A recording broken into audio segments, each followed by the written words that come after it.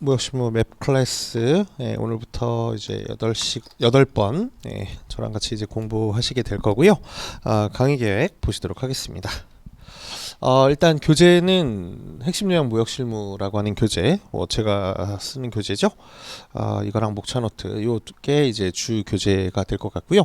물론 이 교재에 뭐 깊이 있는 내용들 다루거나 이런 건 아니고, 이거는 여러분들이 이제 그 강의 좀 이따 이제 보실 그 슬라이드 내용들에 대한 거 이제 목차랑 그 조금 더 세부적인 내용들이 있는 거겠고, 교재와 관련해서 조금 더 설명드리면, 첫 번째 요약형 교재는 제 교재 1, 2권을 요약해 놓은 그렇게 양이 많지는 않죠. 한 300페이지가 채 안 되는 이런 요약본 교재라고 보시면 되겠고, 제 교재를 기준으로는 이 이상 더 줄이면 안 되고요.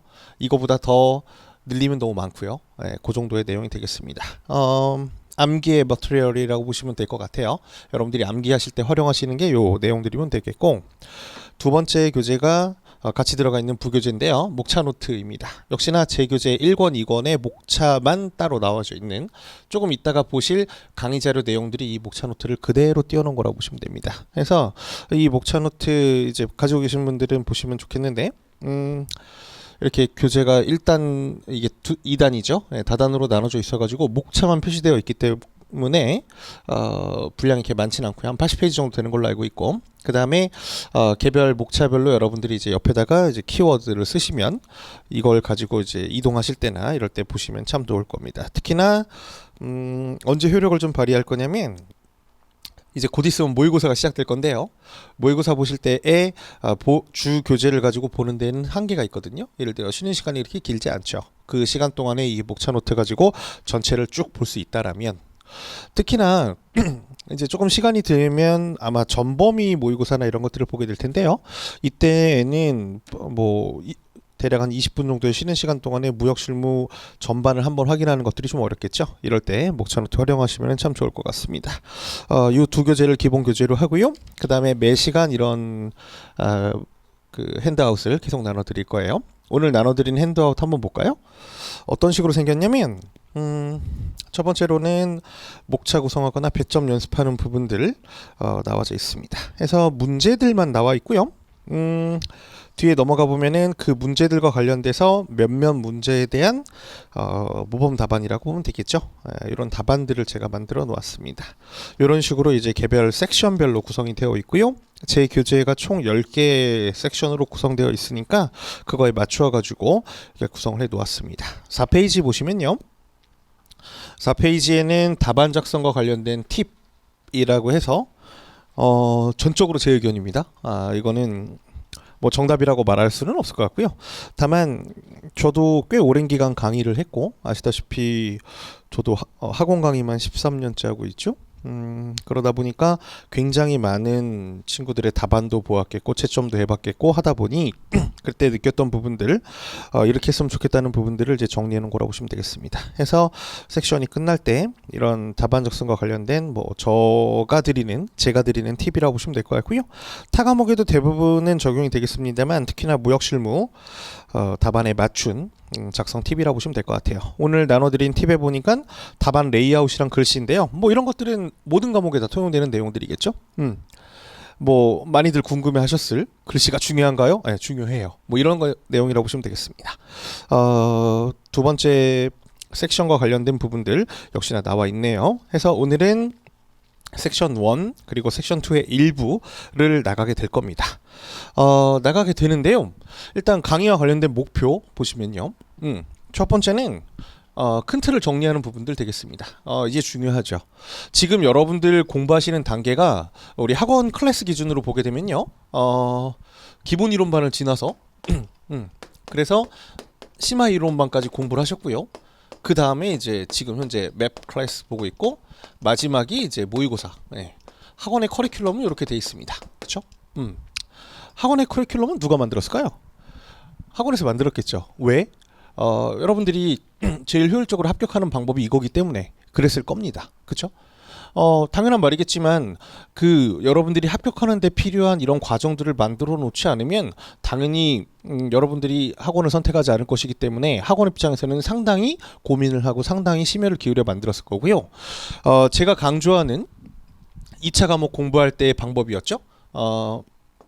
제일 첫 번째가 이해하는 부분들이 있고요. 두 번째가 정리하는 부분이 있고요. 세 번째가 답안 연습하는 부분이었습니다. 네. 2차 공부는 이렇게 했으면 좋겠다고 말씀드렸고, 그 다음에 제일 중요했던 게 전 과정을 통틀어 가지고 암기하는 거. 네. 이런 식으로 도식화해 볼 수 있었고, 지금 우리 단계는 이제 여기에 속하는 거죠. 네. 조금 욕심을 부려가지고 답안 연습하는 부분들까지, 그죠? 여러분들이 기본 이론반 때는 무역 실무가 뭔지를 보셨을 거고, 심화 이론반을 통해 가지고 조금 더 깊이 있는 이해를 했었습니다. 그래서 앞과 뒤를 연결하기도 하고 교재에 없는 자료들도 보기도 하고요. 그래서 이제 이해 단계가 쭉 올라갔다라면 이제는 이제 조금 평탄화 시켜가지고 이런 식으로 그림이 그려질 것 같아요. 지금 클래스는 마찬가지로 여기 나와 있는 대로 정리하는 부분들이 가장 중요할 것 같고요. 정리를 할 때에는 방법이 두 가지가 있을 것 같아요. 처음부터 착착착착착 정리하는 방법이 있겠고요.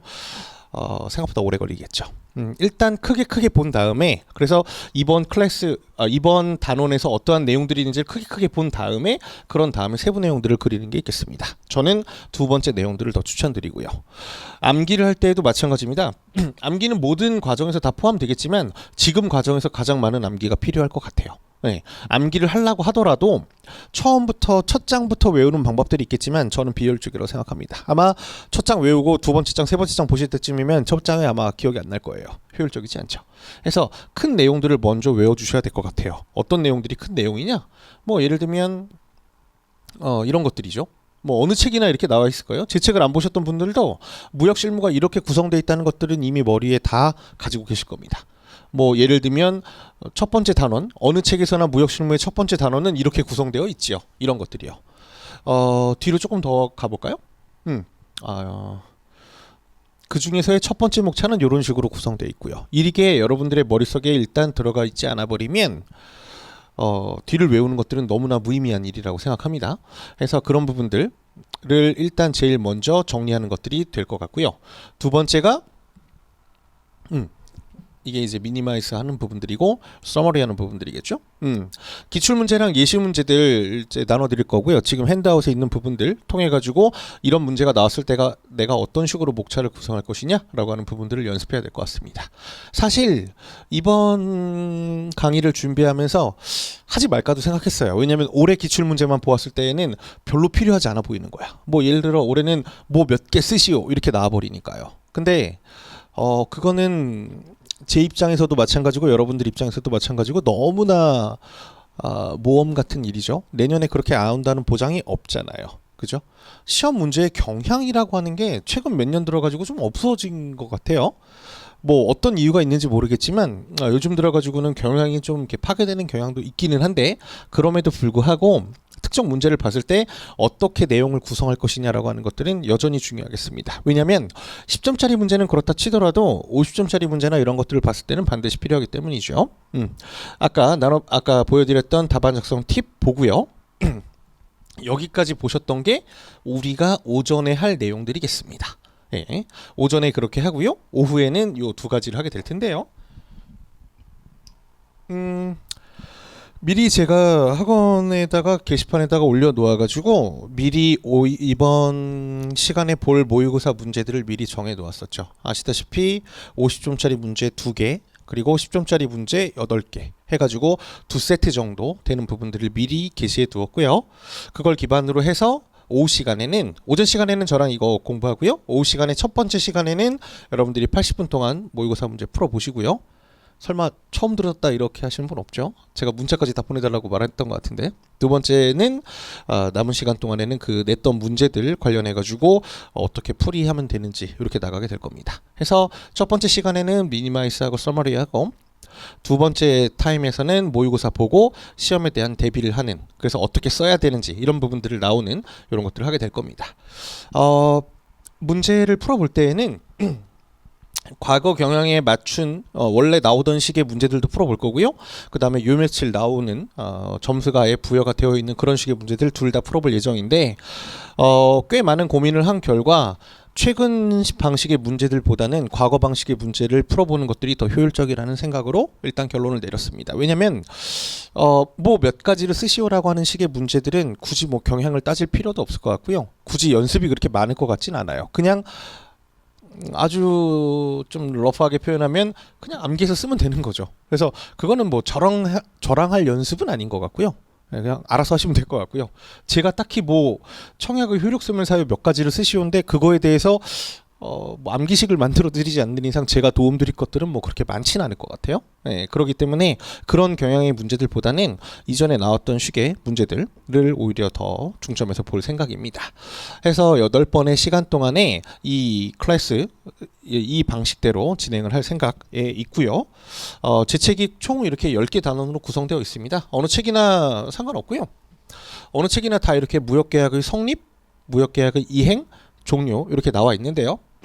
오늘 이제 여기서 한 반절 정도 그리고 하나씩 거의 한 단원씩 나간다고 보시면 될 것 같아요. 이런 방법으로 진행을 하도록 하겠습니다. 매번 시간마다 아직 프린트가 하나 덜 나갔는데요. 다음 시간에 보실 아마 인코텀스 파트가 될 것 같은데 다음 시간에 보실 그 모의고사 문제 미리 나눠 드릴 테니까 여러분들이 준비해 주시면 좋겠고요. 그 다음에 또 우리가 하나 놓고 가면 안 되는 게 대외 외환이었는데요. 역시나 고민을 많이 한 결과적으로는 대외 외환은 수업 내용에 집어넣지는 않지만 모의고사 내용엔 집어넣는 게 효율적이라고 생각했습니다. 다소 버거울 수 있을 것 같고요. 여러분들 입장에서 다소 버거울 수도 있고 준비하는 좀 힘들 수도 있겠지만 그럼에도 불구하고 그 문제만큼은 좀 가져가면 좋겠다는 생각에서 대외한 문제들도 같이 이제 출제를 해놨으니까요. 여러분들이 꼭 준비해 놓으시면 좋을 것 같아요. 굉장히 중요한 작업이 될 것 같은데 수업에 들어오시기 전에 미리 그 문제와 관련된 답을 만들어 놓으시고 답을 가지고 준비를 해 놓으시고 하는 연습들 굉장히 효율적일 것 같아요. 그리고 굉장히 중요할 것 같고요. 그게 좀 있으면 시작될 모의고사에서는 바로 해야 되는 부분들이죠. 모의고사와 관련해서 잠깐 브리핑을 해드리면요. 보통 과거에는 이렇게 봤었습니다. 처음에는 8분의 1 범위를 보고요. 그 다음에 4분의 1 범위를 보고요. 2분의 1 범위를 보고요. 마지막에 전 범위를 보죠. 대략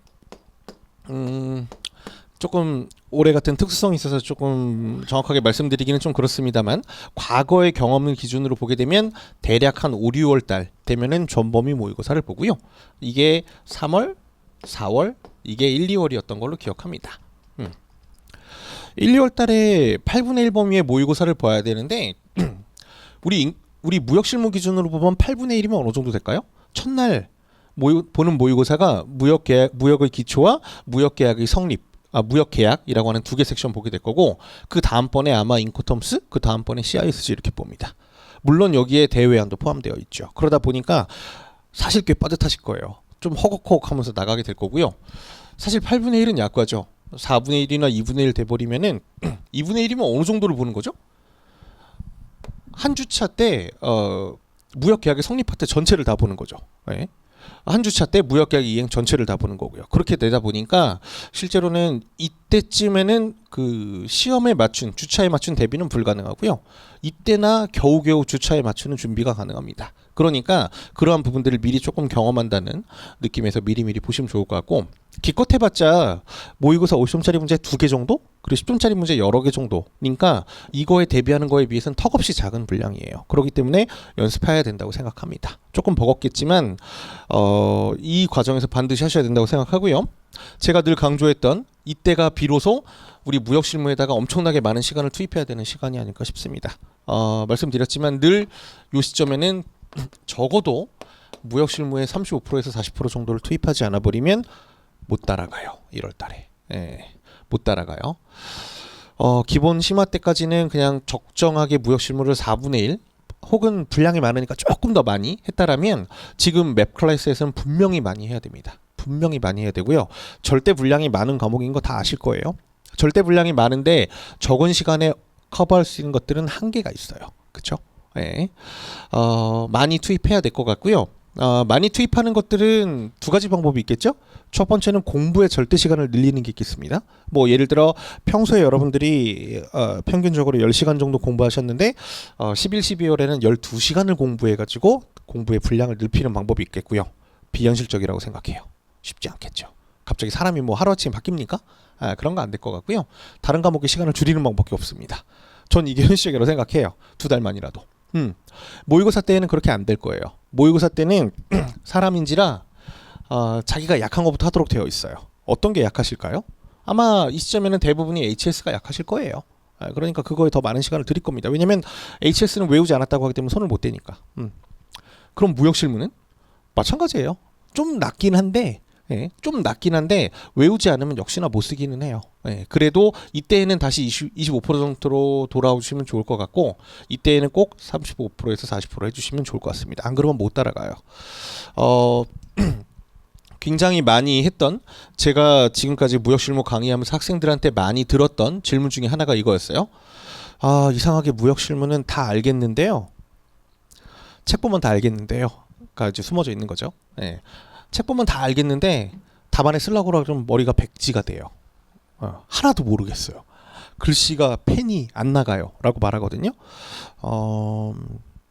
그런 질문을 1년에도 수십 번 듣고 수십 번 대답을 해주고 있는데 답은 하나예요. 책 봐서 무슨 내용인지 아는 거는 1차 때의 공부이지 2차 때의 공부는 아니에요. 책 봐서 이해되는 건 한글인데 당연히 이해가 되어야죠. 라고 생각해요, 전. 아무 쓸모 없고요. 여러분들 손이 기억해야 되고 여러분들 머리가 기억해 있어줘야 될 것 같아요. 그렇지 않으면 이해한 거라고 생각하지 않아요. 글씨를 읽었는데 이해를 한다는 거는 뭐 수험생으로서 당연한 거다 싶고요. 지금은 그게 아니라 문제를 봤을 때 뭘 써야 되는지, 예를 들면 제가 지금 딱 여기까지만 열어놨는데 무역의 기초에 무슨 내용이 있는지를 여러분들이 모르시면 그 뒤에 내용들이 별 의미가 있나라는 생각이 듭니다. 그렇죠? 무역의 기초에 무역의 개요가 어떤 내용들이었고, 무역의 위험성이 어떤 부분이 있었고, 위험성을 포함한 무역의 특성이 어떤 거였는지가 지금은 쉽게 말하면 머릿속에서 풀려져 나가야 된다고 생각한다고요. 읽으면 당연히 다 알죠. 그거는 좀 개념이 다른 거라고 생각해요. HS 같은 과목은 글자 자체가 어려우니까, 생소하니까 여러분들이 안 들어본 글자를 보다 보니까 그런 부분들을 이해하는데 시간이 좀 든다고 치는데, 무역신문 그런 과목은 아니에요. 더군다나 제 책은 워낙 쉽게 써놔가지고 뭐 글자를 읽어서 이해 못하는 것들은 그런 일들은 없을 것 같고요. 다시 말씀드리지만 지금은 그게 중요한 게 아니고, 그런 부분들을 봤을 때 이게 뭐가 있었지라고 하는 게 머릿속에 그려지지 않으면 안 됩니다. 어떻게 하면 그려져요, 그러면? 열심히 보면 되나? 열심히 보면 되죠. 근데 1페이지부터 그 페이지까지 계속 읽는다고 되는 건 아니에요. 그쵸? 오히려 이런 것들을 마치 머릿속에다가 스크린샷을 찍어 놓듯이 일정 부분 여러분들이 담아놔야 됩니다. 저장을 해놔야 된다고요. 캐시 메모리로 날아가면 안 된다고요. 머릿속에 이게 저장되어 있지 않으면 그 뒤에 있는 개념들은 더 안 돼요. 많은 친구들이 암기하는 거에 대한 저랑의 다른 생각을 말씀드리면, 저는 이걸 먼저 외우고 그 뒤에 있는 내용들을 외우고서 개별 내용들을 외워야 된다고 생각하는데, 대부분의 많은 수험생분들은 굉장히 외울 걸 많이 준비해 놓은 상태에서, 엄청나게 많은 머티리얼을 준비해 놓은 상태에서 한 글자씩 외우죠. 그러면 외워지겠습니까? 생각보다 안 외워지죠. 무역이란 임금부터 외우고 있는 거죠. 무역이란 법체계와 상관습의 상현 막 계속 쓴다고 해서 그게 외워지겠습니까? 몇 개 외워지겠죠. 뒤로 가다 보면 까먹을 겁니다. 별로 효율적이지 않고요. 이거 먼저 외우는 게 더 효율적이라고 생각합니다. 여러분들 교재 어떤 거에도 상관없고, 지금 단권화를 하시는 과정이라고 하게 되면 이런 부분들 이제는 확립해야 될 것 같아요. 제 교재를 그냥 100% 믿는다면 이렇게 외우셔도 좋고요. 다른 교재로 하신다고 하게 되면 조금 달라지겠지만 어찌되었건 만들어 놓으셔야 될 것 같습니다. 요 과정에서 해야 돼요. 여러분들이 따로 공부하시는 과정에서 그런 것들을 꼭 해야 된다고 생각합니다. 이게 없는 상태에서 쉽지 않을 거예요. 가면은 허공을 바라보는 순간이 올 수 있는데, 저 개인적으로는 추천하고 싶지 않습니다. 공부와 관련된 내용들 설명드렸고요. 첫 번째 섹션 나가보도록 하죠. 총 3개로 구성이 되어 있었고요. 3개의 파트로 되어 있었죠. 첫 번째 파트에서 배우셨던 내용들은 무역이 뭔지, 그죠? 무역이 어떠한 특수성을 가지고 있는지, 어떤 내용들로 구성이 되는지, 보셨었고요. 가장 마지막에는 수출과 수입의 절차가 어떻게 되는지 있었습니다. 예, 저랑 같이 좀 이따 보실 거고요. 수험적으로 봤을 때 중요성보다는 여러분들이 무역 실무를 그냥 인지하고 이해하는 데 있어서 중요한 영역이었다고 생각해요. 수험적으로는 덜 중요했다고 생각해요. 수험적으로는 오히려 여기가 더 중요했었죠. 무역을 어떤 식으로 분류하나 했는데 그 중에서도 거래 형태에 따르는 분류, 이게 뭐였었죠? 대외무역, 보상, 특정 거래 형태들이었죠. 그래서 위스탁 판매 무역부터 가공 무역 등등등 나오는 그런 일반적인 1대1 무역 거래가 형태가 아닌 형태들이 요 거래 형태에 따르는 분류에서 배웠던 걸로 기억합니다. 세 번째 파트에서는 무역계약의 성립이라고 하는 걸 배우셨었고요. 그 중에서도 여기가 엄청나게 중요하다는 건 알고 계실 겁니다. 그죠? 사실 챕터 1에서 챕터 4까지 나오는 신용조회라고 하는 부분들, 신용조회까지 나오는 부분들은 그냥 절차적인 부분들이었고 반드시 지켜야 되는 그런 부분들도 아니었고요. 뭐 어디 법에 적혀져 있는 그런 절차들도 아니었었습니다. 꼭 이렇게 해야 되는 건 아니었었어요. 근데 챕터 5에 나오는 청약과 승낙부터는 이렇게 해야 됐었죠. 승낙 먼저 나오고 청약 나오는 건 아니었잖아요. 또 청약이 있고 그것들에 대한 승낙에 대한 요건들이 정해져 있었죠. 수출상과 수입상 이라고 이름을 지을 수 있는 그 시점들이 아마 청약을 할 때 그리고 승낙을 할 때부터가 아닌가 싶습니다. 매도인과 매수인도 마찬가지고요. 자, 그렇기 때문에 청약과 승낙이 굉장히 중요하게 따지는 거였고, 이 청약과 승낙을 기반으로 해서 두 번째 섹션에 있는 무역 계약이라고 하는 게 이루어지는 거였죠. 아시다시피 승낙의 효력이 발생되는 그 시점이 계약이 성립되는 시점이었으니까, 그래서 기출 문제에서도 이런 부분들을 많이 다루게 되었었죠. 섹션 1에서의 기출 문제는 총 7문제가 있었고요. 지금 제가 하얀색으로 띄워놓은 부분들, 여기가 청약과 승낙과 관련된 부분들이었죠. 무려 몇 개예요? 하나, 둘, 셋, 넷, 5개. 그죠? 7개의 기출문제 중에서 5개가 청약과 승낙과 관련된 부분들이 나왔다는 거, 그만큼 중요하다는 거 다 알고 계실 거고요. 청약과 승낙을 공부할 때에는 우리 1단원에 나오는 요 부분들에 더해가지고 4단원에 나오는 CISG에 어디 나와 있죠? 제14조 내지 24조에 보시면은 청약과 승낙의 요건들도 역시나 나와 있죠. 같이 공부하시면 좋을 만한 부분들이었습니다. 여러분들의 공부의 이해도가 높은 부분들이었고요. 노란색으로 표시되어 있는 요 두 가지 파트는 아까 두 번째 파트에서 나왔던 특정거래 형태 문제였었고요. 특정거래 형태 문제에서도 1단원에서만 커버하기 조금 어려운 부분이었던 걸로 기억합니다. 조금 이따 문제로 좀 풀어보실 것 같고요. 2004년도와 2006년도에 나왔었네요. 마지막으로 크게 리뷰를 해보면 섹션 1은 50점짜리 문제가 안 나왔던 단원입니다. 그죠? 50점짜리 문제로 나오진 않았던 단원이고요. 10점짜리 문제만 나왔었는데 그나마도 그렇게 많지는 않은, 청약과 승낙을 빼버리면 사실은 그렇게 시험 문제가 많이 나오지 않은, 그래서 정말 기초 같은 단원이 되겠습니다.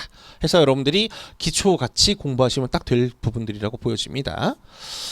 자, 하나씩 나가보도록 하죠. 자, 첫 번째 파트 5개의 챕터로 구성이 되어 있었고, 수업 목적에서는 뭐 이런 것들은 사실 안 봐도 될 것 같고요. 뭐 이것들도 뭐 그렇게 안 봐도 될 것 같아요. 왜냐면 뒤에서 다 겹치니까. 다만 수출의 절차나 수입의 절차나 이런 부분들은 여러분들이 손으로 쓸 수 있어야 되겠죠. 뭐 교재 보면 다 이해하는 부분들이었고, 그거 말고 이제는 당장 모의고사 봤을 때 수출의 절차에 대해 쓰시오 10점짜리 문제, 뭐 이런 식으로 나올 수 있고요. 뭐 올해의 워딩으로 따지게 되면은 뭐 수출의 절차를 4가지로 구분해 가지고 설명하시오, 이런 식으로 나올 수 있는 거니까, 이랬을 때 여러분들이 10점짜리로 쓸 수 있는 정리는 해야 되겠죠. 그죠? 교재에 있는 내용들 다 쓰게 되면 10점짜리 분량이 넘을걸요.